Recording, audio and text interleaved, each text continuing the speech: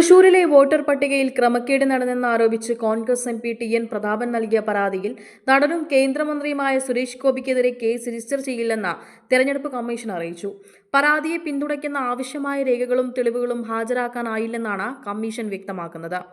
2019 ലോക്സഭാ തെരഞ്ഞെടുപ്പിനിടെയാണ് സുരേഷ് ഗോപിയുടെ പേര് വോട്ടർ പട്ടികയിൽ ഇല്ലാത്ത പ്രദേശങ്ങളിൽ ഉൾപ്പെടുത്തിയെന്നാരോപിച്ച പ്രതാപൻ പരാതി നൽകിയത്. തെരഞ്ഞെടുപ്പ് സംവിധാനത്തെ തെറ്റിദ്ധരിപ്പിച്ചുവെന്നാരോപിച്ച് സുരേഷ് ഗോപിക്കെതിരെ നിയമ നടപടി വേണമെന്നായിരുന്നു പ്രതാപന്റെ ആവശ്യം.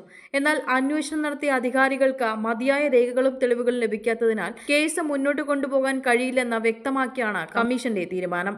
ആരോപണങ്ങൾക്ക് നിയമപരമായ പിന്തുണ ലഭിക്കാത്ത സാഹചര്യത്തിലാണ് പരാതി തള്ളിക്കളയപ്പെട്ടത്. ഈ തീരുമാനത്തോടെ സുരേഷ് ഗോപിക്കെതിരെ ഉയർന്നിരുന്ന വിവാദം കുറച്ചുകൂടി ശമിക്കുമെന്നാണ് രാഷ്ട്രീയ നിരീക്ഷകരുടെ വിലയിരുത്തൽ. പ്രതാപന്റെ പരാതി രാഷ്ട്രീയ ലക്ഷ്യത്തോടെ ആയിരുന്നോവെന്ന ചോദ്യവും വീണ്ടും ഉയർന്നു വരുന്നുണ്ട്. തെരഞ്ഞെടുപ്പ് കമ്മീഷന്റെ നടപടി ജനാധിപത്യ പ്രക്രിയകളുടെ വിശ്വസ്തത നിലനിർത്തുന്നതിന് സഹായകരമാണെന്ന വിലയിരുത്തലും ഉയരുന്നു. Insta news Malayalam, Thiruvananthapuram.